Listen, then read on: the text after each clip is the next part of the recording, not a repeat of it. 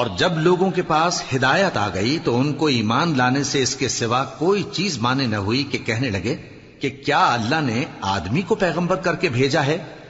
کہہ دو کہ اگر زمین میں فرشتے ہوتے کہ اس میں چلتے پھرتے اور رہتے بستے تو ہم ان کے پاس کسی فرشتے کو پیغمبر بنا کر بھیجتے۔ کہہ دو کہ میرے اور تمہارے درمیان اللہ ہی گواہ کافی ہے، وہی اپنے بندوں سے خبردار ہے اور ان کو دیکھنے والا ہے۔ اور جس شخص کو اللہ ہدایت دے وہی ہدایت یاب ہے، اور جن کو گمراہ رہنے دے تو تم اللہ کے سوا ان کے رفیق نہیں پاؤ گے۔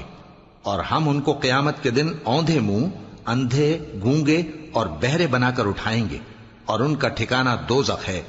جب اس کی آگ بجھنے کو ہوگی تو ہم ان کو عذاب دینے کے لیے اسے اور بھڑکا دیں گے۔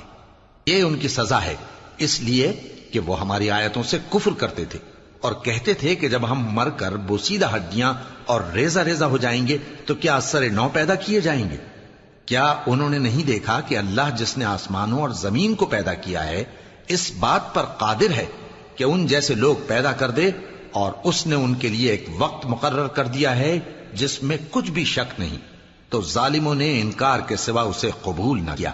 کہہ دو کہ اگر میرے پروردگار کی رحمت کے خزانے تمہارے ہاتھ میں ہوتے تو تم خرچ ہو جانے کے خوف سے ان کو بند کر رکھتے، اور انسان دل کا بہت تنگ ہے۔